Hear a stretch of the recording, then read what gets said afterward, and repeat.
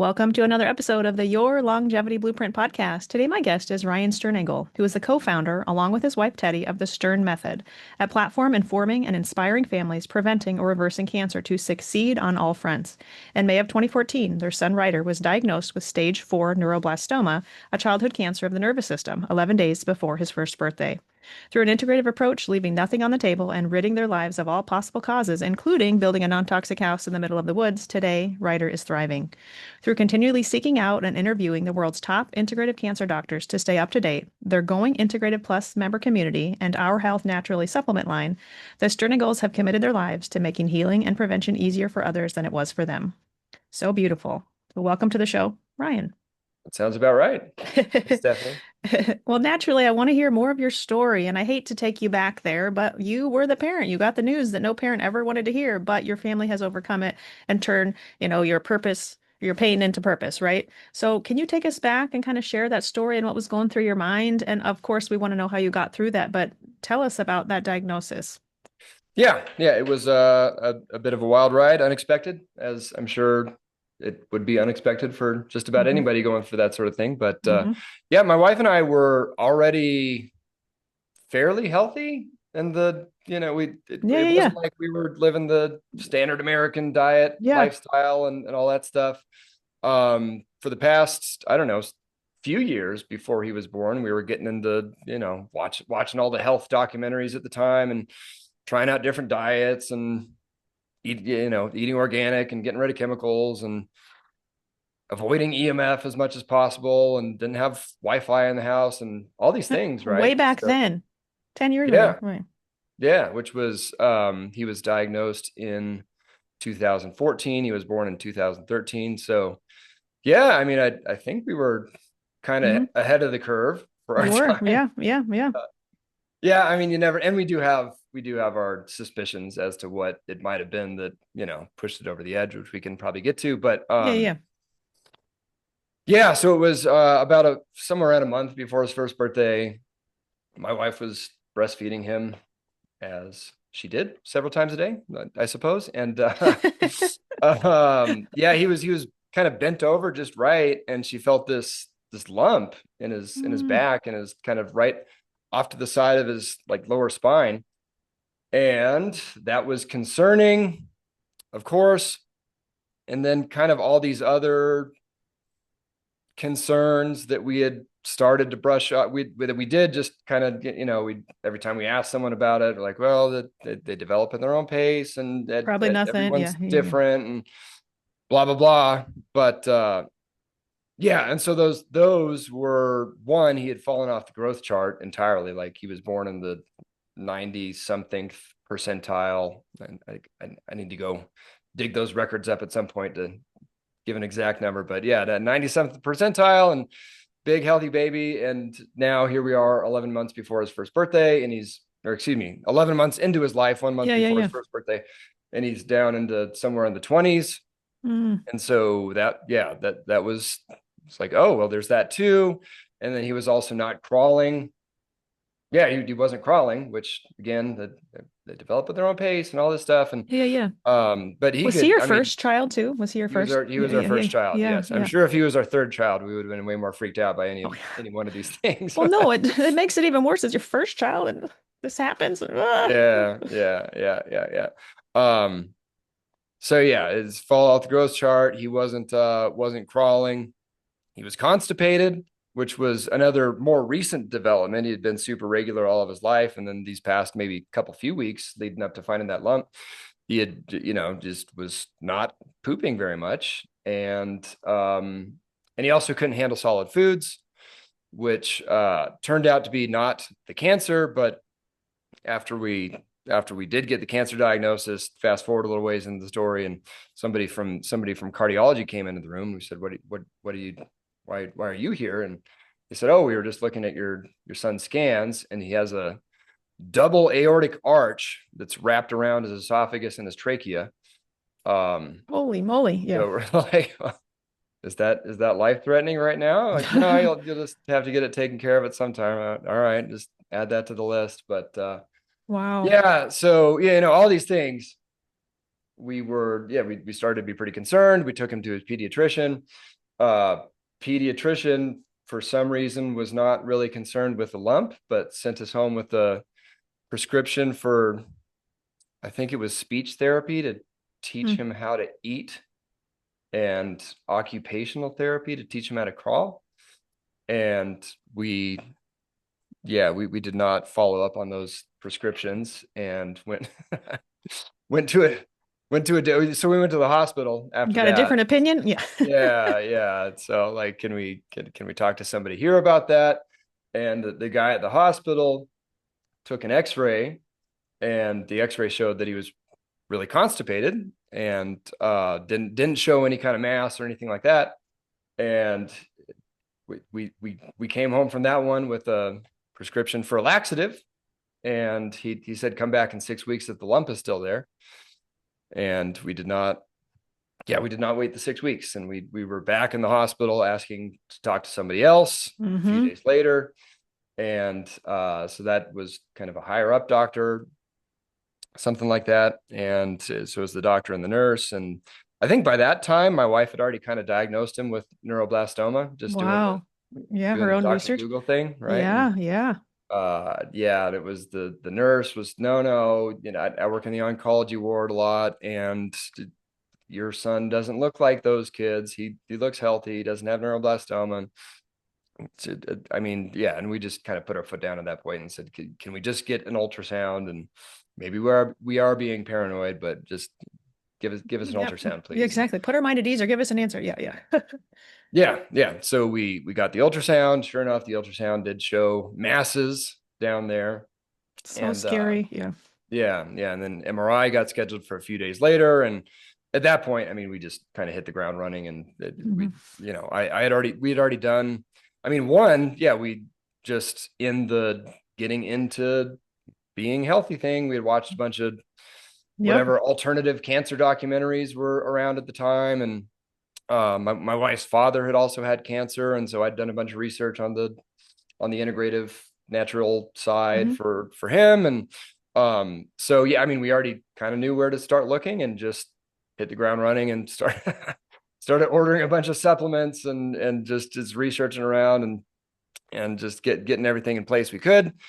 And hope for the best, prepare for the worst, sort of thing. And yeah, we got the MRI a few days later, and it was supposed to take 45 minutes.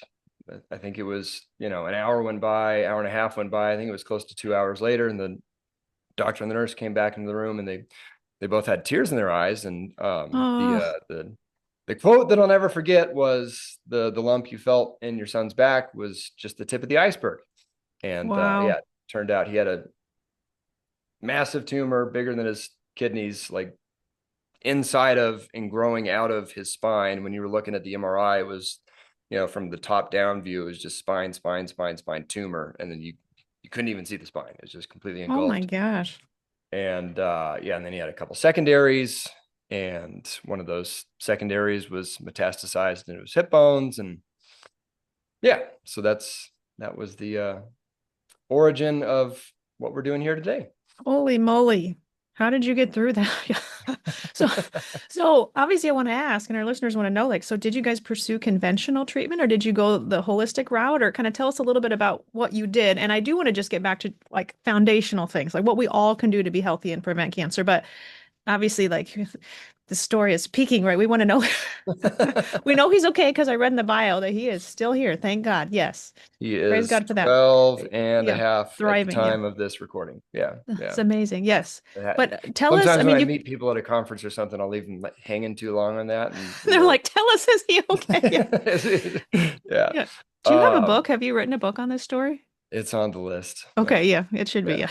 Yeah. Yeah. Okay. But so tell us, so did you pursue like more integrative care, or what you guys do? Yeah. So after we got the diagnosis, and there was like the same people that were saying come back in 6 weeks if the lump was still there. Now they're wanting to put us in an ambulance to take us to a hospital 20 minutes away so he could get chemo that much faster. Right. And now we'll drive. Thank you. And, but yeah. And so did we pursue conventional treatment? I wouldn't say we pursued it, but we were open to it. Yeah, yeah. But at the same time, we wanted to get a second opinion. And so when we got to that hospital, we did get a port placed. They said it was going to be a port. Turned out to be a Hickman line, which is, those Mhm. lines like sticking out of your chest. And we also got a biopsy.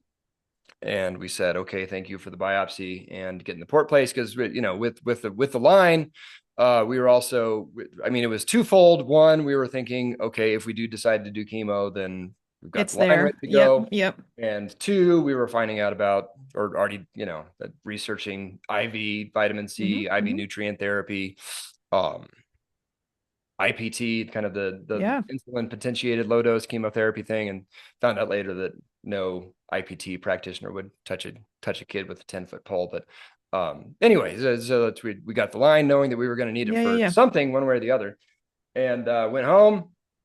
That result, when we said we are going to go home, we had that resulted in a train of doctors and nurses and social workers all trying to talk us out of leaving, and knowing what I knew already about kind of the system. I didn't know if there was going to be a cop down in the lobby waiting for us or whatever. But yeah, we did go home, and I mean, just started, researching Yeah. everything we could, and calling around to different mainstream hospitals, calling around to different integrative cancer clinics, calling around to different cancer coaches, and just trying to get our bearings about us. And that did not last very long, because I think it wasn't that night, but the night after, my wife, he was sleeping in bed with us, and she woke up because he was burning up. Just, yeah, I forget what the exact fever was, but it was very, very, very high. And then he starts puking all over the place, and Mm. we didn't know what was going on outside of our son had just been diagnosed with stage 4 cancer, and now it looks like he's going to die right here. And so it was 90 miles an hour on the freeway back to that same hospital that we just left. And turned out that he was septic with staph, because of that line getting put in. Oh my gosh. Yeah, I don't want to like defame the hospital or whatever, but it seems like something went wrong there. Strike one, strike two, strike three. Right. Oh my gosh.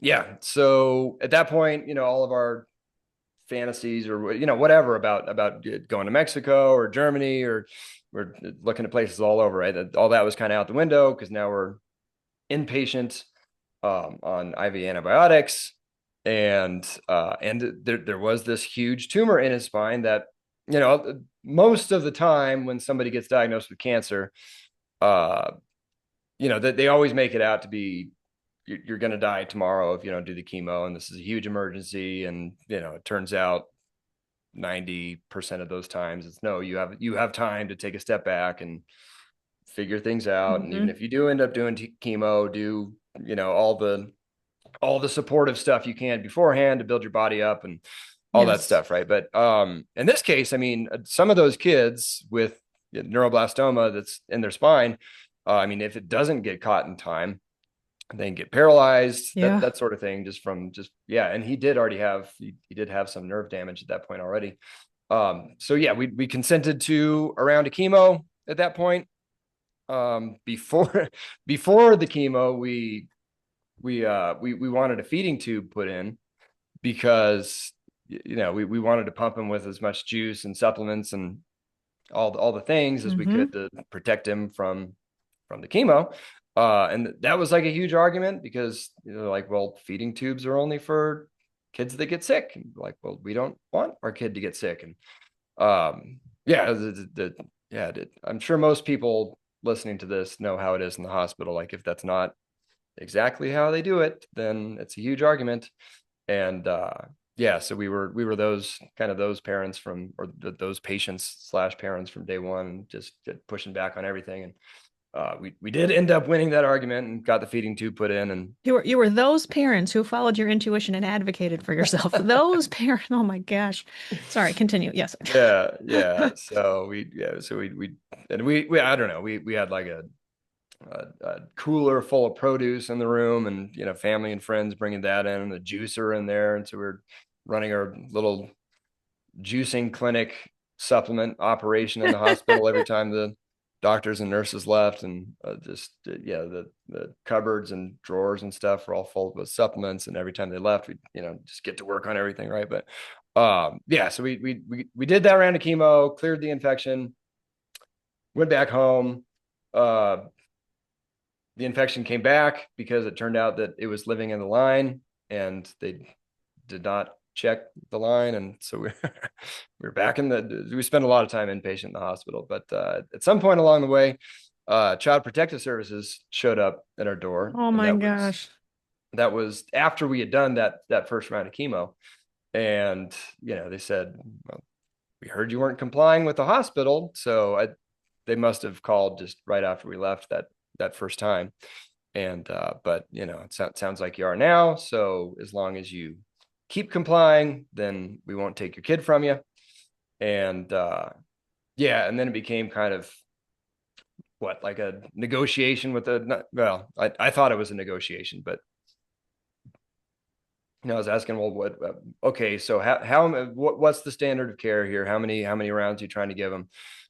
They said it was going to be 4 rounds, and we said, well, what are you looking for in those 4 rounds? And they gave us certain reductions in tumor size and reductions in markers and these sorts of things. And we said, well, what if we can get there in 2 rounds? And they said that's impossible. That will not happen.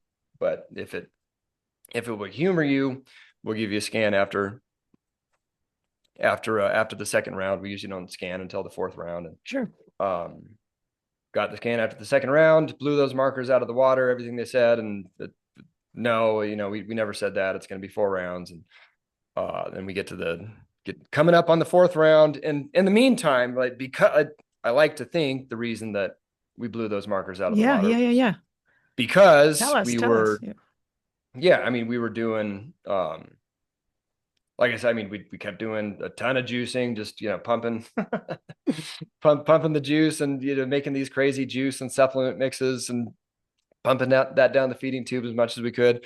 One of the best naturopathic oncologists in the world is Dr. Paul Anderson, and he turned out to be, we didn't know it at the time, that he's like revered, right, in Yeah, yeah. the naturopathic doctor world. But his office was pretty close to the hospital, so we were kind of sneaking right out of the hospital and going and getting an IV vitamin C and DMSO, and Amazing.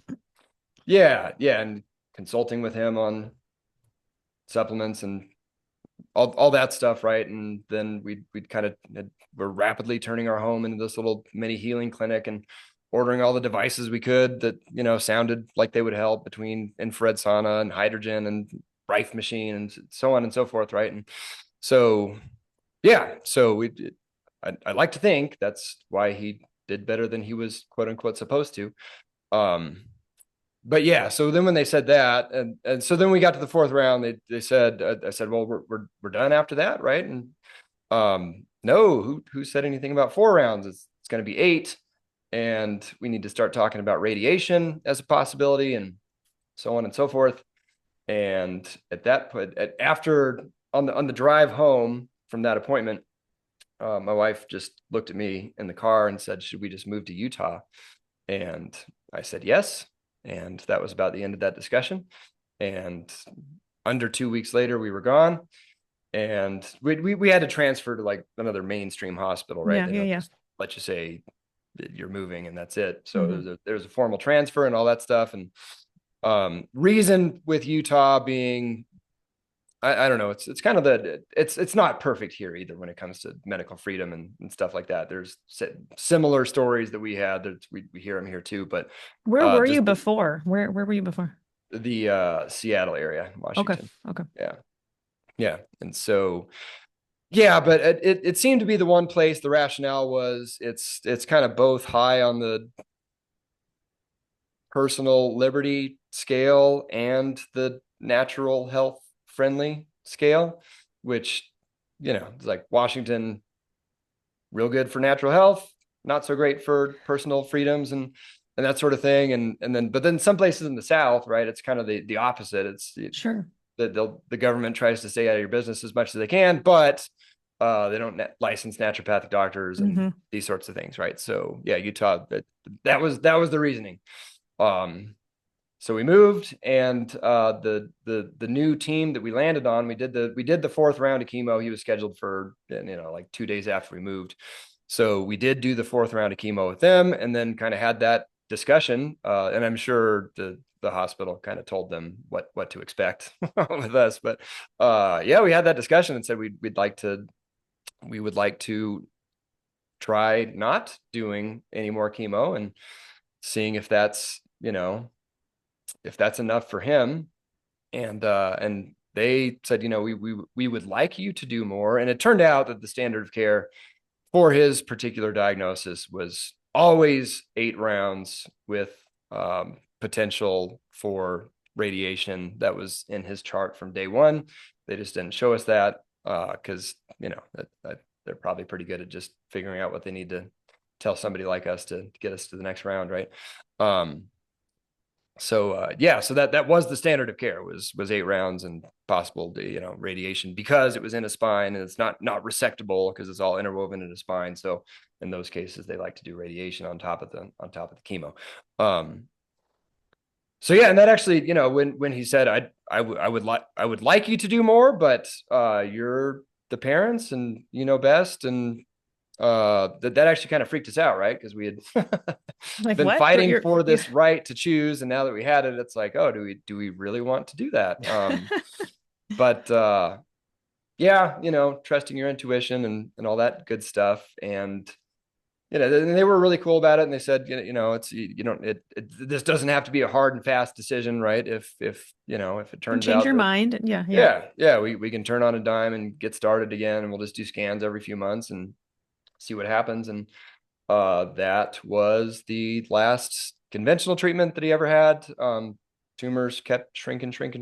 The secondaries ended up disappearing. The primary just kept getting smaller and smaller. And at some point, it leveled out there, at least as of the last scan, which he hasn't had a scan for a few years now. But there was a bit of residual kind of scar tissue in there that, everyone that sees what it was like to start, that knows what they're talking about, radiologists and doctors and so forth, that they'd all say, just given how big it was to start, how much mass there was there to start, they'd be surprised if there wasn't some scar tissue that took a longer time to resolve. But yeah, it hasn't lit up in years, and his markers have been fine and all that stuff, right? And so yeah, that was That's so yeah. And amazing. our story is not like one of those all natural cancer healing stories, right? Although there are plenty of those around. But it is a story of treating people like individuals. And, and I'm sure that new doctor figured, he knew we were doing all the stuff on the side, and I'm sure he put some credence into it. But from his standpoint, it's like, well, this kid is doing better than he's quote unquote supposed to be. So maybe 4 rounds was enough for him. Right. Yeah. I'm sure you've thought about it, and you don't have to share anything you're not comfortable with, but you kind of alluded to earlier, you had some suspicions on what may have contributed to this in your son. What do you think now as you reflect back? Yeah. I mean, I'm sure, just, as we all know, the world's a very toxic place. It's even more toxic now than it was 12 years ago or 11 years ago when he was diagnosed. But there's that, right? And even though we were doing all we could to avoid toxicity, it's still, it is what it is, right? And he probably does have some impaired detox pathways, because he was also at 3 years old diagnosed on the spectrum. It was actually pretty significant. And we'll never know for 100% sure, but pretty sure he was not on the spectrum before before going through, doing the chemo. And then every time they had to, every time he got a scan, he had to go under. And in Seattle, they were doing anesthesia. And then when we got to Utah, they were just doing sedation. And we're like, well, why were those guys doing full-blown anesthesia? And I don't know. That's weird. All they need is sedation. So we got a ton of anesthesia, ton of sedation. Poor kid. Yeah. The contrast from the MRIs, if folks don't know, that's what gets used there. What the active agent in the contrast is called gadolinium, which is a heavy metal, which they say, passes through the body just fine, but then It everyone on the lingers for integrative years. side Yeah, knows that yeah. anyone who has ever done an MRI with contrast, it's what do you know that they've got a ton of gadolinium. So, yeah, so I'm sure probably just not quite up to snuff detox pathways combined with all that stuff probably had something to do with it. But then, I tend to there's a zillion theories out there about what the root cause of cancer is, And I want right? to ask your opinion on that too. So yeah, you can just go there if you want. Yeah, is it a disease of impaired immune failure? Is it mitochondrial dysfunction? Is it a virus? Is it a parasite? Is it a bacteria? There's the trophoblast theory of cancer, which it's a whole nother thing, right? And I kind of see those as like, but yeah, it's like, so what okay, it's a mitochondrial dysfunction, but what caused the mitochondrial dysfunction, right? And what caused the immune impairment, and so on and so forth. So when you really drill down, I see it as, it's pretty simple with cancer or pretty much any other chronic disease. It's a disease of deficiencies, toxicities, and mental, emotional, spiritual stuff, right? I kind of see those as the three prime root causes. And so we got the toxicity box checked. I think we're doing pretty good on nutrition. I don't think it has to be all these three things, but yeah, on the mental emotional side, my wife had it was a job in tech, and so a lot of EMF Sure. for that time period, probably way less than there is around now. But yeah, so there's the EMF thing, and then also when she was pregnant, um, her bosses tried to do the make her life so miserable that she would quit so they wouldn't have to pay Uh, maternity leave sort of thing. And they were they, yeah, I mean they were really good at psychological effery yeah, there, yeah. right? And yeah, and I saw it on her face every day when she Mhm. came home. And she even kind of instinctively knew that really shouldn't be letting it get to her, but it got to her. And yeah, talk about if I have one major regret in life, it's not pulling her out of that job when all that stuff started happening. But um yeah, so I don't know. It's you can from the yeah, just from the mental emotional side, it's we all hear about traumas and past traumas causing disease and so on and so forth, just holding on to that negative energy, whatever you want to call it. Or you can just get more physical with it, and she was probably dumping cortisol just day after day after day, right? And then what do you know, our son is born with a cancer of the nervous system. So yeah, yeah, I think it was That's your probably, observation. Yeah, you're probably right there. yeah. Take us back to foundational stuff. So I do want to talk about nutrition and just diets. I mean, so part of foundational, I'll say things, to prevent cancer, um, would include diet. So what is you mentioned your juice in for your son, and there's a lot of conflicting information, on the No best say. diet for cancer. So like, what do you personally think? What do you think of all the competing theories out there? Like, are you for keto? Like, what do you think the Yeah. most appropriate diet for preventing and treating cancer is? Yeah, I mean the more we went on to interview cancer doctors and create this. We did the online summits and then had a podcast, and now we've got a membership group where we get different and the best integrative cancer doctors on Q&As where people get to ask whatever they want, and And these what sorts do of they things. say? Summarize all that, Ryan. Just Yeah. kidding. So I mean, 12 years later, it's 11 years later, 11 and a half years later, it's the more you learn, the more you realize you don't know, sort of thing. And I Sure. would never be so bold as I'm not a dogmatic guy, right? We have tried not to let dogma really interfere with making a decision on anything, right? And to evaluate information as it comes in, and don't ever presume to know that you have all the answers, and so on and so forth. um for us, it was easier at the time because keto was that, I mean, yeah, paleo had just started becoming a thing for just, not really Yeah, for yeah, yeah. cancer, just for more, you should eat paleo for just being healthy and stuff like that. But as far as, all the stuff we were taking in about cancer, it was keto had only really started picking up steam Sure, for sure. cancer maybe a couple few years after he was diagnosed. Um, at the time, it was just, it was juicing and Getting the nutrients in. Yeah, what were you yeah. juicing? We were doing the Gerson thing, Yep, yep. not to not to the letter, but trying to okay, what it's carrot and apple juice, Hmm. most of the juices, and green apples, not red apples, Granny Smiths, and then a few juices were more of like green blend juices, those sorts of things. And yeah, so I just, well, how much are adults doing in that Gerson protocol? And I did a rough body weight conversion, right? And so we were trying to get kind of that Gerson, uh the Gerson thing, lots of carrot and apple juice, and lots of green juice. And he did the cliche turning orange thing. And the doctor's like, what why is he orange? I'm like, I don't know, that's weird.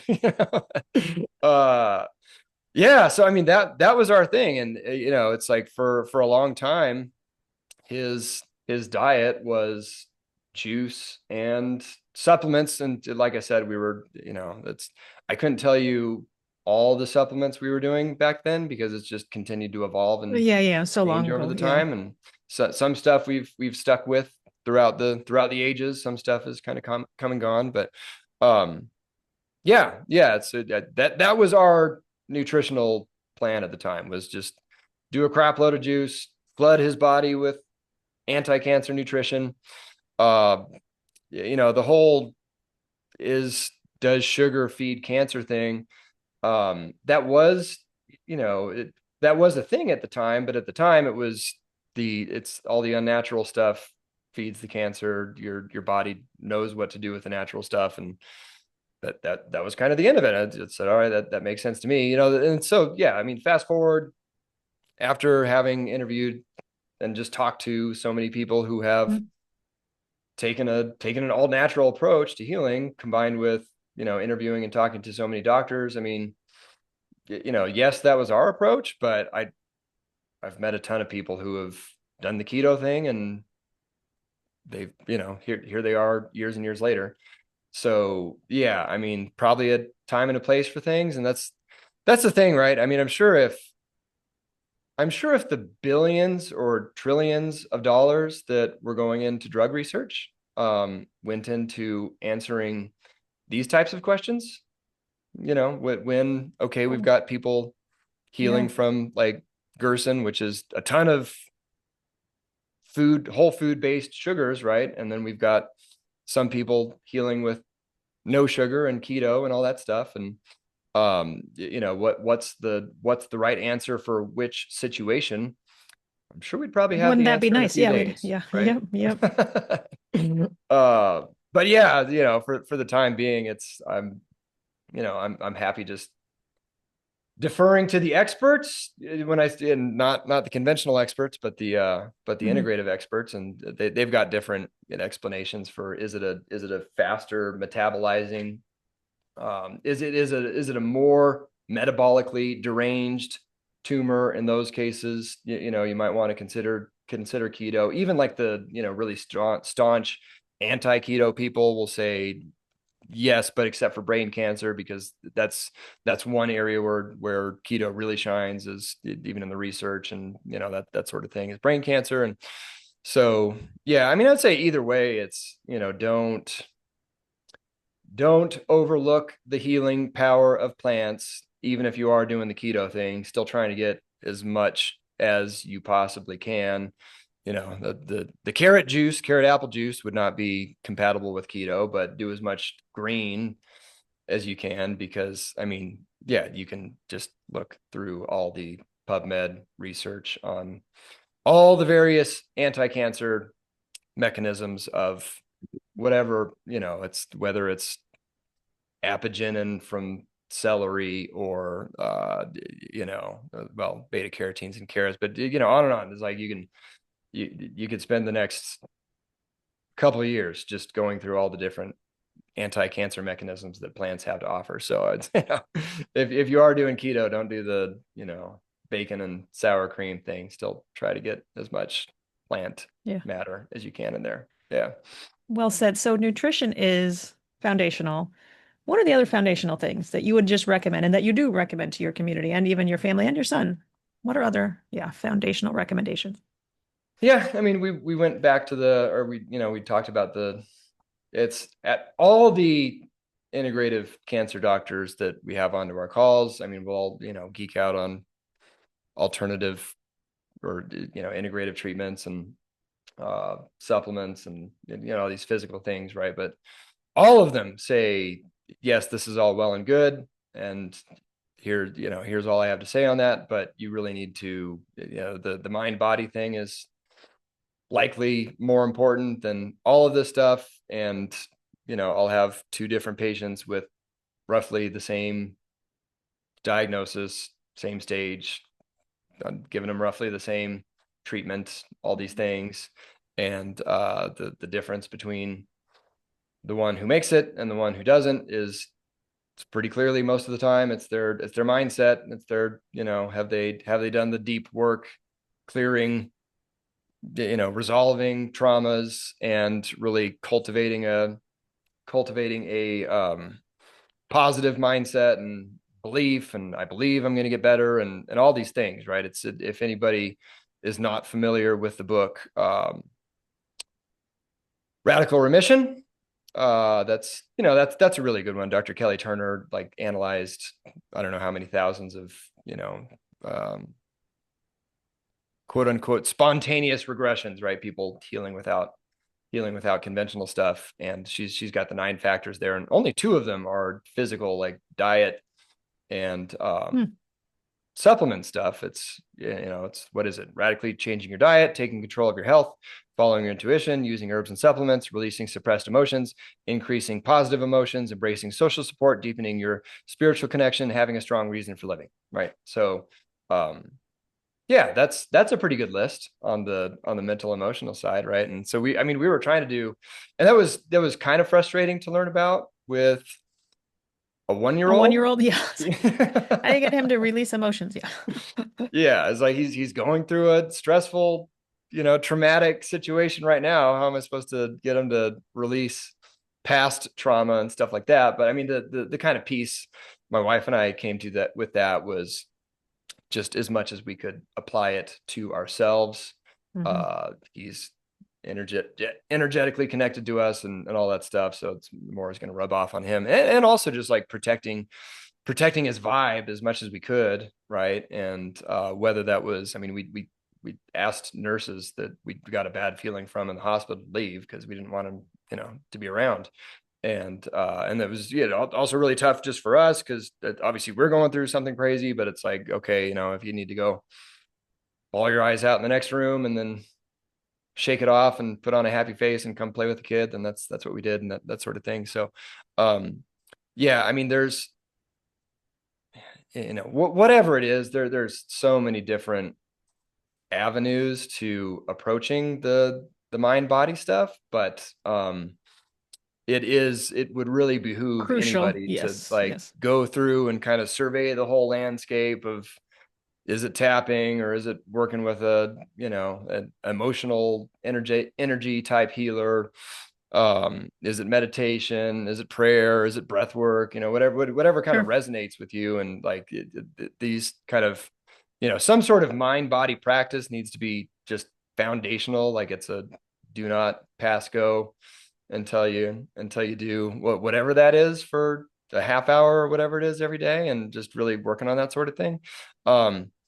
And on the and then there's that's kind of the resolving type stuff, but then there's also, the increasing positive emotions. That was one of the things, right? And intention and affirmations and all these sorts of things. And when the Minute Rider Can Learn to Talk, we had him doing his own little positive affirmation type things. And I'm sure if you scroll far enough back on our Facebook page, you can see, little baby Ryder doing, we had him do like breath work. And then, what was it? I am healthy, vibrant, and thriving. I'm healthy, vibrant, and thriving over and over and over again. Right. Oh, So that's it's, awesome. Yeah.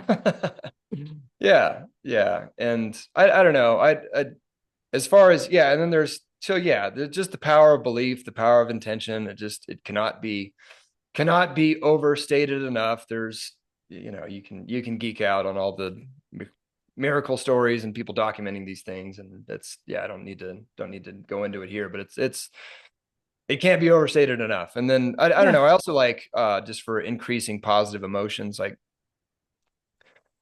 there's so many negative triggers in the world, right? And we develop these negative triggers, and it's like getting triggered, right? So they're on the one hand, it's, being able to recognize whenever you are quote unquote getting triggered by something, and take a step back and take a couple deep breaths and analyze the situation and ask yourself what it is that's, actually causing me to feel this way, and more logically resolve it and that whole thing. But then also just like kind of offsetting all that stuff with, I call them positive triggers, right? And so it's, I mean, you could attach that to whatever you want. It's, every time you walk through a doorway, that's when you train yourself to straighten your shoulders, take a few deep breaths, look around, think about something I'm grateful for. It could be to put a smile on your face if you don't already have a smile on your face. And that could be every time you see your dog, or to step outside, or Yeah. whatever it is, right?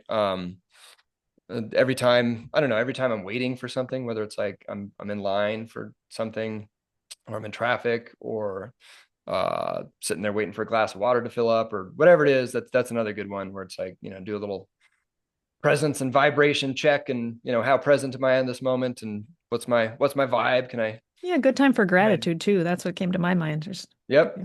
Hmm. Yep. Can I increase all those things a little bit right here on the spot? And um yeah, yeah, so that's, can't be overstated, the whole mental emotional type stuff. And then there's, I mean, I don't know, there's all the forest bathing studies that they did in Japan, right? Where they found out, they put people in a forest.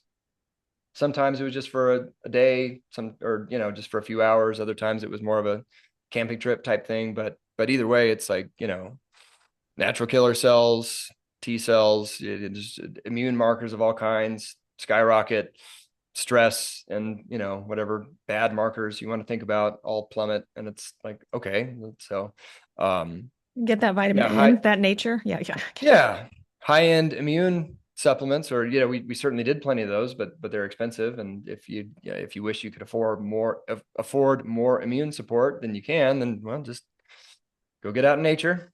Um, yeah, yeah, and it's kind of all these things that, I'm sure anybody listening, this isn't the first health podcast that you've ever listened to, and you've heard about, But those are right? all free. So thank you Yeah, for emphasizing how important, and it's just stating like, let's not underestimate the power of these free foundational things. yeah. That was, yes, very strong. No, it's even, Yeah. I don't know, on the nutrition side, I mean, even that can get expensive, right? If you're really going at juicing and stuff like that. But we always, like to hammer in, people should be sprouting, doing the mason jar sprouting thing, because again, I mean, there's sulforaphane supplements, right? And sulforaphane powerful detox support / ton of anti-cancer research on it. And uh that's we like sulforaphane supplements, but you can grow unlimited amounts of broccoli sprouts for In practically your free. kitchen. Yeah, yeah, yeah. Yeah, Yeah. and juice those, and um exercise, and it's like, it's all this stuff that, I mean, just talk about exercise, and most people, when you think about exercise, you think about cardio, right? But there's a ton of research on muscle and cancer specifically. And the more muscle mass you have equals the less Better chance that survival. you will Mhm, get mhm. cancer in the first place, or the better, better chance of survival you will have if you do have cancer and you have more muscle versus less muscle. Yeah, yeah, it's, I mean, I, there there's studies on uh dehydration causing tumors to grow way faster than if you're hydrated, As right? I drink my water. Yeah, okay. Yeah. Oh, my huge mason jar, I forgot to get it out, is sitting there. Yeah. So it's, I don't know. You can, yeah, you hear about saunas Yep. and stuff like that, or cold plunges. And I mean, we love saunas. That was like the very first device we ever got, but And I wanted to ask about was device weird. and supplements, but so did you put him in the sauna just for a Yeah. couple minutes or No, no. like, I mean, it was kind of a work your way yeah, up yeah, yeah. sort of thing. Yeah. Yeah. But I mean, we were doing half hour, 45-minute hour sessions at max temp. You know, Wow. Wow. we worked our way up to that. And What are yeah, there a couple other what you think were very like moving the needle devices for him other than the sauna? devices. Yeah. So, I mean, at this point, 11 years later, we've got we've got our Sure. healing room full of stuff, Yeah, right? yeah. But early on, yeah, it was sauna. It was, it was hydrogen. I've since gone on to I like Brown's gas better than hydrogen. There's this big debate on whether Brown's gas or hydrogen is better. I personally like Brown's gas better, but either way, we were doing just pure hydrogen with them at the time. Um, Rife, good old Rife technology, where I'm sure people have heard that story that Raymond Rife invented this kind of frequency device that killed targeted specific pathogens associated with cancer and so on and so forth. And there's also the big, well, are any devices on the market really truly representative of what he built back then? Because his work got shut down, and the Mhm. American Medical Association came in and did all that stuff, right? So yeah, I don't know, but that's that's one of the other things we were doing. I mean, and then those were kind of the first three very early on, and then I mean we've gone on to add ozone. We've done ozone for a long time. We've done PEMF for a long time. It was actually yeah, PEMF was not one of the kind of the starting things that we did, but then a couple of years later he started getting some of his nerve stuff coming back in his right leg. His right leg has always kind of been his Achilles heel, just from the nerve Sure. damage, and that had pretty much cleared up. And but then all of a sudden he started talking about not being able to feel his leg and pain in his leg and stuff like Yeah. that. And so at that point we got a PEMF mat, and that nerve stuff went away within a couple of weeks. So that was really cool. We were doing, well, good old rebounding at the Yep, yep, time, yep, right? As, yep. as soon as he learned to walk, which was also really cool because they said, um, even if he survives the cancer, he'll probably never walk. And Wow. talk about, putting those positive intentions in right from the start, right? But yeah, so he proved them wrong on that as well. And Do so all those yeah, initial doctors know how good he's doing now? I don't know. I Yeah. I would You I would should tell them. You imagine. should send them your book when you write it. Yeah. Yeah. Uh, Yeah. or is there any other, I know you really shared your story. I do want to get to supplements before we conclude here, but are there any other, with all the doctors that you've interviewed, any other innovative things you're being seen used for cancer now that we should mention on the episode? Yeah. I mean, IV, I mean, it's not necessarily new and innovative, but IV vitamin C and DMSO. Well, we had DMSO in the bag with him. That's good. It helps deliver it further into the body than yeah, for especially for his case, because it was like kind of in the spine, a little Sure, deeper, harder sure. to get to. Yeah, so I mean, IV vitamin C continues to be kind of the gold standard you hear about a Mhm. lot. But I mean, if you can get your hands on it, different people are doing IV curcumin and um IV resveratrol, and a lot of like kind of the main anti-cancer nutrients that you hear. Those are also being done in IV form, although the more they prove themselves, the more that the system comes after them and kind of finds weird ways to make them harder to get your hands on and stuff like that, right? DCA is another one that's kind of one of those kind of like DMSO, one of those quasi synthetic, quasi natural compounds. But it's it's been used in cancer a long time for um, kind of dysregulating the cancer metabolism and just making it harder for the cancer to do its thing from a metabolic perspective. What about So low-dose naltrexone? Do you talk much about that? Is it? yeah, that was not something we did, but Yeah. there's been a, a lot of the doctors that I really respect, and it's hard to get an integrative cancer doctor to say I do this for every cancer patient, right? Because it's that they don't do the conventional thing. They actually customize, Hmm. treatment protocols for individuals and so on and so forth. But a lot of the cancer doctors that I really Are respect using it? Yeah. that's Yeah. like the one thing that they'll say, I pretty much put everyone on low dose naltrexone, right? Sure. So yeah, there's that. There's so I mean the really cool stuff, and this was kind of the day one that I was like, well, why can't we just do this to my son?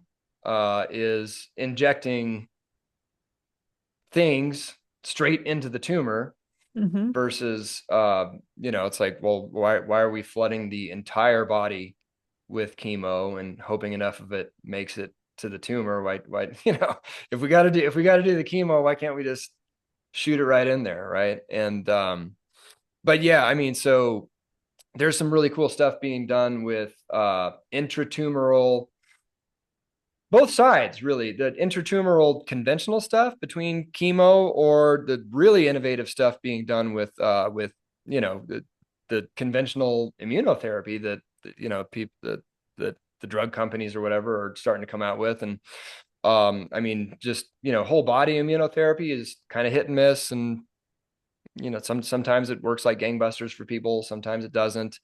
But again, it's they're trying to flood the whole body with it, and it's and then they're getting a ton of it's called immunotherapy, so you'd think it's just helping your immune system, and why would there be side effects to that? But no, there's there's pretty bad side effects to immunotherapy too. But a lot of these, not a lot, but some are starting to get really innovative with looking at more advanced epigenetics and genetics Hmm. and of the both the patient and the tumor, because the tumor can have different genetics in the patient, and really putting all these things together to find a comprehensive, okay, here's the exact immunotherapy that Hmm. would be best for the situation, but instead of flooding the whole body with it, we're just going to inject it straight into the tumor. So you've got, and just getting really, really, and doing like combining that with cryoablation or an ablation of some type, right? An ablation is cryoablation is kind of like, instead of going in and cutting a tumor out with a knife, they're basically freezing it, right? And so they're combining, or there's also like electric field ablation, where they're kind of nuking it with pulsed electrofields, not electromagnetic. It's not like PEMF that you hear about, but kind of a Yeah. similar. They're going in and really targeting with that. So they're combining these intratumoral slash ablation things and getting really, really cool results with that. And then also just injecting other just straight up more quote unquote alternative compounds into the tumor, be it ozone, or the ozonated glycerin is becoming a thing. um Chlorine dioxide, um DMSO, just the list goes on, like all these really interesting things that people are, okay, we know this is anti-cancer, anti-pathogenic, so on and so forth. Why don't we just inject it straight into the tumor and see what Sure. happens? And so folks are starting to get really cool results with that as well. Yeah. I want to go back to supplements because you guys do have your own supplement line. And I appreciate that you're emphasizing foundational things are most important, but supplements can supplement that, healthy diet, and supplements can be very effective. So can you tell us tell us about your line and the top, we'll just say anti-cancer nutrients that you feel patients should be using are. Let's separate those two statements there while we're talking about our supplement because Yeah, yeah. I was trying to not sure exactly how I should be talking about it publicly. But then again, it's nothing too exotic, right? But I don't know. When I think about supplements in general, I think, the way I make the joke, my German brain is always trying to categorize things, right? And put things in different categories. And so kind of our three broad categories when it comes to supplementation in general are Nutrify, correct, and protect. Nutrify, it's pretty self-explanatory, right? Just kind of the base level um, vitamins, minerals, amino acids, essential fatty acids, so on and so forth. You're not getting enough of those through your diet, so adding good whole food based supplements that bring those levels up. That's really important, right? Even like Sure. your cells are made, your cell membranes are made of omega-6, and you're probably not getting enough. And omega-6 has been demonized in the natural health world, but good, whole unadulterated polyunsaturated fatty acid omega-6. It's like what your cells need to let nutrients in, toxicants out. I could probably ramble all day just about the nutrient category there. But then there's correct, which I label as um, detox, gut healing, and like kind of adaptogenic type support.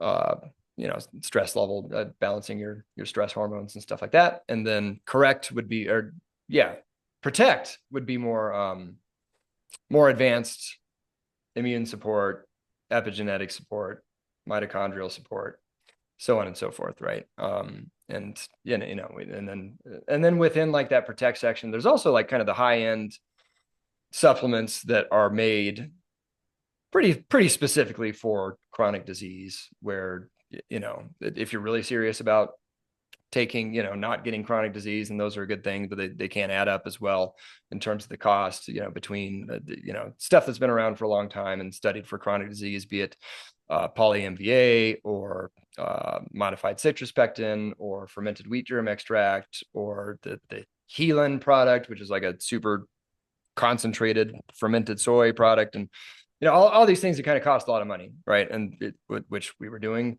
I mean, those four things, we were doing a lot of those. But then just kind of stepping back down from kind of those high end ones, it's I don't know. We've always been really, really sure to just keep the classics on board when it comes to Which botanicals. are, yeah, which are.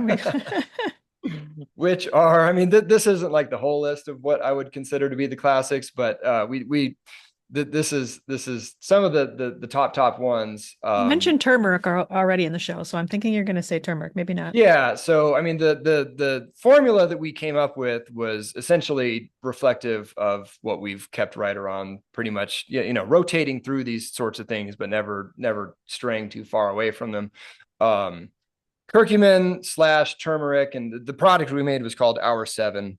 It's there are 7 things in it. Surprise, surprise. And it's our journey. These are the stuff that we used in our journey, Sure. but now it's the greater hour. But I was actually just doing a webinar with one of my favorite doctors, and he was kind of doing a R7 deep dive with me, and he asked why I named it that. And I told him that lame story, and he said, "Oh, I thought it was because the seventh hour is the hour of miraculous healing in the Bible and various Yeah. religious traditions." I was 7 like, is a "Oh, very important number. Is my I should favorite have number. yeah, That's exactly why let's I go came. with let's Yeah. go with that." But yeah, But you have so to tell us these 7 things. You're going to have to spill the beans on. yeah, curcumin / so there's curcumin extract Okay. and whole food turmeric in there, because there's also the debate Yep. of Yes. do you Whole need food is better versus the cofactors, but then you also want a lot of turmeric, or excuse me, curcumin. So we just said we'll put both in there, right? So that's one. Those two things get combined into one. EGCG / green tea, quercetin, ginseng, astragalus, grapeseed extract, and selenium. Um, yeah, and then I guess the 2 bonus ingredients would be, or maybe 3 bonus ingredients actually, would be black pepper for better absorption. And then we also, it's like, yes, these are common, fairly common things that it's a really good idea to be on, but the sourcing, and the cleanliness of the product. And it's really, I mean, it's hard to find these things without a lot of heavy metals in them, even from a lot of the reputable brands, right? Yeah, or coming now that I sat there and went through all the potential sources for all these things, it took me like a year on the side of all the other stuff we were doing to find the absolute lowest in heavy metals, for all these particular different ingredients. It's an undertaking that a lot of folks just don't go through, but I mean, it's what we go through every time we're considering a new product for Ryder.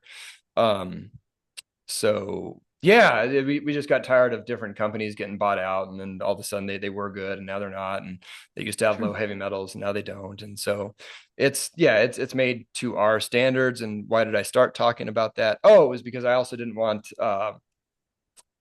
unnatural excipients in there, being silicon dioxide and magnesium stearate and so on and so forth. So I found out, if we put a really hefty dose of MCT oil powder in there, that could replace the magnesium stearate. And if we did Hmm. organic bamboo silica extract, then that would replace the silicon dioxide. And um, yeah, and then so the MCT oil powder kind of, well, there's the black pepper in there for extra absorption, but then also we know that things like curcumin and ginseng and so on and so forth, they do better with a little bit of fat in there. So now you got a little bit of extra fat absorption enhancement type stuff. And the organic bamboo silica extracts a nice little extra dose of silica, which is a good thing. Sure. So um, So is that like in 2 capsules, or like what's the dose of that? And it depends on what you're going for, sort of thing, right? So someone uh without cancer who just wants to be proactive? yeah, so the dose on the bottle is 3 capsules a day. Okay. So yeah, if you just want, and I mean, we've been getting a ton of people who do not have cancer and are just taking it because it's kind of obvious that it would be a good idea, right? Sure. Sure. And we've been getting some pretty wild testimonials from all sorts of non-cancer, other ailment type things that have been going away. So that's been really neat, because I didn't even really expect. I just we put it together because it's kind of a no-brainer to be on these things, and it's a pain to order 7 different bottles and a pain to keep on checking heavy metal levels and stuff like that. So Sure.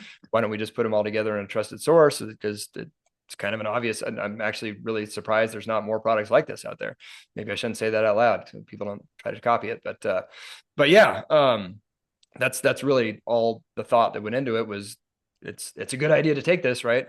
But then yeah, we can really, I mean, it makes sense, right?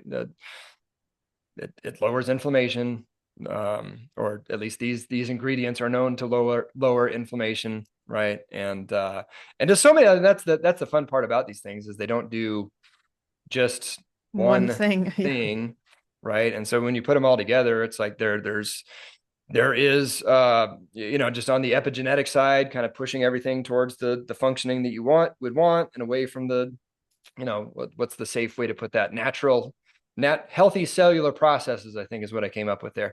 But yeah, and then there's also inflammation, there's also antioxidant, there's also immune support, there's also detoxification support, also healthy metabolic function, cardiovascular health, the good deal of adaptogenic support in there with balancing stress hormones and stuff like that. And so yeah, when you put all those things together, I guess it's not a surprise if we get some, then people can go, good. Yeah. The company is Our Health Naturally, that we made for that, so people can check out the kind of general testimonials there. But yeah, just 1 or 2 bottles a month would be a good kind of, I Yeah. want to keep things copacetic type amount. And then yeah, and then if you have something that you want to really push the other way, sort of thing, then it's maybe, I mean, people have been going up to 6 bottles a month, some folks, for that really want to go all the way with something like that.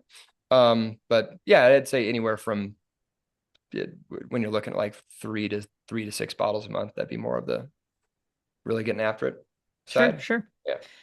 I want to come back because I know you have some special promotions for our listeners, but I want to ask one more question before we wrap up the show, because I do think you built a non-toxic home, which is also a huge passion of mine. That's my next big project now that I just got my book out. So, um, and we could do a whole podcast episode on that. So I'm just asking, what are a couple top tips with someone who's looking to build a home that you would say they really, from a longevity health standpoint, they really need to think about considering putting in or not putting in that home? Like, what are some things maybe that were revealed to you that you learned along that process? Yeah, I guess I need to work that into the story more too, because it was a big, yeah, we were super paranoid about, paranoid is probably not even the right word, justifiably concerned. Concerned, yeah. There must be something in the water when you're born, when your son gets born with stage 4 cancer, right? But Yeah. yeah. So we ended up buying a piece of land in the middle of the woods and building a house from the ground up, and the land had like zero EMF on it and no internet there or anything, right? Which at the time we were like, awesome, this is perfect. And now we have A business. we're online health personalities and we do live streaming webinars and Yeah. stuff. Like, oh, that's this room that I'm in right now is not in our house. I have to rent an office here in town to come in and do this sort of thing, right? But Well, thank you um for making the trip today. it gets me out of the house. But yeah, I mean, so if you're straight up, and that's another kind of foundational thing, is not free, but low cost at least, is just you don't have to go build a house in the middle of the woods, but avoid toxicity as much as you can, right? I think that was kind of inherent to what we were talking about earlier, but So, like, is there get no yourself the carpet in air your filter, house? open your windows. Yes, yes, yes. But like, do you have, what kind of floors did you put in? So that was like the one, and this was also, we were tens of thousands of dollars in debt, and who God knows how we got approved for a loan and all these, and then the uh we got ripped off by the excavator, and so we were over budget from day one and all these things, right? So floors was actually, it's not the most glamorous thing, but it's actually it's vinyl, which is not good if you just go to Home Depot and get vinyl flooring. But there are a couple companies who have put like a really intense amount of research into making the most non-toxic, it's not going to off gas type vinyl flooring out Sure, there. So I mean, there's also, there's compromises you can make, and that's one of the compromises we made, is getting the sure, most non-toxic vinyl flooring possible. And then at some point when we're doing better, then we'll go in and replace it with something actually all natural. But yeah, I mean, our building biologist tested the stuff himself, and I mean, that's I guess that's the top tip, is if you are trying to get a build a building house, biologist. Yeah. is don't, I was on the verge of tears multiple times trying to research all this stuff myself, right? Because Hmm. it's like anything else when you come in, Overwhelming. and Yeah, yeah. yeah, it's pretty much, I mean, the one thing to know is like every default option with any building material is going to be like the default option of walking into a conventional grocery store, and just it's on the food side, it's going to be toxic in some way. You just, no matter what it is, whether it's the drywall or the mudding for the, because then they hang the drywall, and then the mudding is like kind of the stuff that smooths it together so you can't see the cracks between it. And I mean, even that mudding was toxic, and the grout between that goes between tiles, if you have tiles, it's like there's toxic grout or non-toxic grout. And Yeah, most people who are it's, building non-toxic homes now, at least what I've been advised is no tiles, just one straight slab. You don't want to have to put the grout between the tiles because of, well, even from a mold standpoint, because moisture can get in there and, sorry. Sorry to yeah. cut. I don't want to steal your thunder. I just No, and so I mean that's essentially the thing, is just work with a building biologist. And Yep, good tip. a shout out to Andy Pace of the Green Design Yes, Center. yes, I've had him on the show. Um, Yeah. yeah, he actually helped us through the whole thing, Yeah. which was really neat. And then the other thing is just staying, you have to be like 3 steps ahead of your contractor, because in terms of like knowing what they're going to, what they're going to be putting in next, because they're all running on a schedule and trying to manage all these subs and stuff like that. And if they get to the day where they're going to put you know XYZ in, and you don't have XYZ figured out, then you're going to be you're gonna get the toxic stuff, right? So yeah, that was always a big, like, just making sure to stay ahead of things, right? But Sure. yeah, I mean, I don't know if people, it's like one step down from that is don't, that could be, our thing was always like, do the best with what you have and Mm-hmm. always work towards more, right? Yep, And yep. so, and don't get depressed because you can't Do afford. everything in the moment. Yeah, yeah. Yeah. And so, I mean, get the air filter, open your windows, don't use EMF, don't use Wi-Fi, get, the Ethernet cables that they had in the 90s, they still work, right? You can still run an Ethernet cable from your router to your computer, and it works even better than Wi-Fi, actually. Yeah, So yeah, yeah. there's that. That you can get the kind of paint we like is Safe Coat, right? Mm-hmm. Which is one, it's non-toxic, which you would hope, and even, I've heard this from multiple building biologist type folks. It's like even the stuff that says low or no VOC and like the hardware store is, they're they're just kind of lying for the most part. Oh, Um, geez.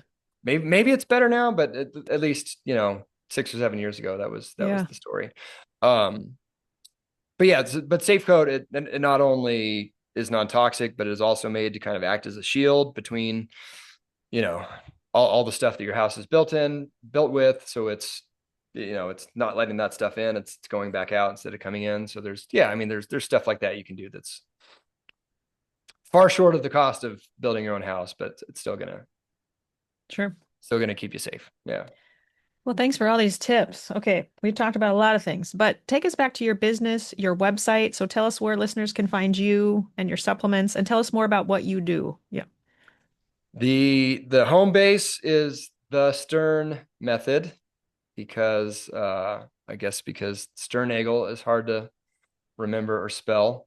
And the method part, I guess, I don't know if I'd like mentioned this before, but with going back to the foundational stuff, it's all the stuff you've heard about before, but I mean, it's actually just getting organized And doing and it. Yeah. doing it, which neither my wife nor I were kind of inherently type A, get it done type people. But we realized we needed to become those people to make sure we were getting out in the woods several times a week and doing the juicing and mastering the supplement schedule and getting in the side, all these, and doing the breath work and the positive affirmations and all these things, right? It's like it doesn't, we have not been brought up for this stuff to come naturally to us. So it's, you really just, you've got to make your own Be little. stern about it. There you go. Yeah, exactly. Be stern. Somebody, when our brand name used to be My Kid Cures Cancer, and Oh, but then when we were about to do our first summit and did the yeah, yeah. gal we were doing it with said, you're about to be in front of 100,000 people, and you can't go running Can't around with say that. cures cancer in your brand name anymore. And so yeah, but then when we finally came on the Stern method, a few people were like, that sounds kind of a little stern, right? But I don't know, maybe you need to be a little stern.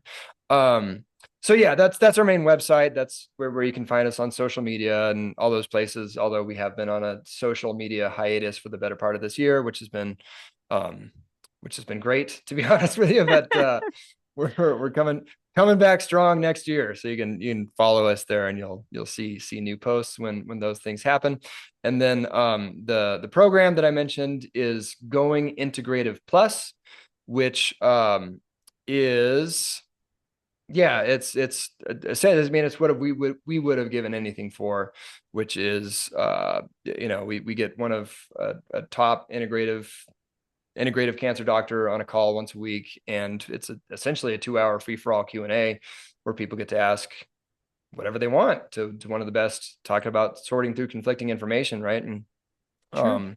actually be able to give a really good cancer doctor a bit of context and say, what do you think about this situation, and get a really good answer like on the spot, which as far as I know doesn't really exist anywhere else. And there's also calls with me and calls with our nutritionist and mind body healing calls. We get our favorite, like, kind of emotional, energetic type people on there. And we just actually implemented group intention healing as well. If you're familiar with Lynn McTaggart's The Power of Eight work, where she's done all this really cool documentation on what happens when you just get a group of people together and intend on a certain, everyone's Yeah. holding the same thought. And yeah, I mean, wild stuff happens from, conditions going away to crime rates lowering in a particular area, if that's the thing that they're. So yeah, it's like that. I've always wanted to like implement that into our group, and we finally did. So there's that. Yeah, folks want to try that out. Blueprint 50 will get you 50% off your first month, and then going So back to this. that's to your membership. So for the Going Yes. Integrative Plus membership, use code Blueprint50 for 50% off. And I'll put all this in the show notes. You just have a lot of offerings. So I wanted to clarify this. But yes, take us back to your supplements. Yeah, and then I should have mentioned this earlier, but on the on so the supplement, the one supplement right now is Hour 7. The company is Our Health Naturally. You can find that at ourhealthnaturally.com, or the Stern Method will get you there as well. But yeah, Blueprint 20 to reward your most faithful listeners, Stephanie. Thank you. we'll get Yeah. you we'll get you 20% off. Yeah, 20% off for the first 2 weeks after this airs. And then Blueprint will always get you 10% off. And that's also on top of, if you buy 3 bottles, you get a discount. If you buy 6 bottles, you get a Sure. discount. And that's on top of those discounts as well. So That's that great. 10 or Yeah. 20% is pretty sweet on top of that. Yeah. Amazing. And I believe you do have a supplement guide. I know we talked a little bit about supplements today, but I will put a link in the show notes also for your recommendation. So I believe that's the sternmethod.com/supplement hyphen guide. So I'll also put that link in the show notes. Yeah. If you want to hear the kind of rambling I was starting to do earlier there, just extended for many pages. Yeah, I like to think it's a good resource. Awesome. Is there anything else we didn't share that you want to share? I mean, nope. We could go on all day, but I think we did a good job. Okay, Ryan, what's your top longevity tip? Very last question. uh, yeah, I don't. It's not something you really hear in the longevity world, but I think it applies, and it's something that I didn't get to that we probably should. Is I don't know. I think stop looking for approval from outside sources is probably my number one, because you know yeah, if we had, I mean, one, if we had tried to get approval from conventional doctors or even integrative doctors for some of the stuff we were doing, right, or family and friends, right, we lost a whole ton of friends over everything we were doing, but that didn't matter because we knew we were doing the right thing, and so on and so forth. And but yeah, I mean, and that's in an extreme cancer situation, but I mean, it just this causes so much stress in general. Forget, like, your friends think you're weird because you're talking about doing coffee enemas or something like that. But yeah, just I don't know. It's like when you start going down this road, the just the natural health, whatever, and it's not even just about health. It becomes about just how you live and how you think the world should be, and so on and so forth. It can get to be kind of isolating and can cause friction with Sure. whoever. And it's, I mean, that can be a stressful thing if you let it, but if you truly just stop giving a crap about what other people think, you're going to make the right decisions for yourself, and the world's going to be a lot less stressful place, and you'll probably live a lot longer because of it. So And no one has said that, and that is true. So good tip, good different tip. All right. Well, thank you, Ryan, so much today for coming on the show, sharing your family's incredible journey, talking about those important foundations, and just giving us so many tips to help us live a longer, healthier life.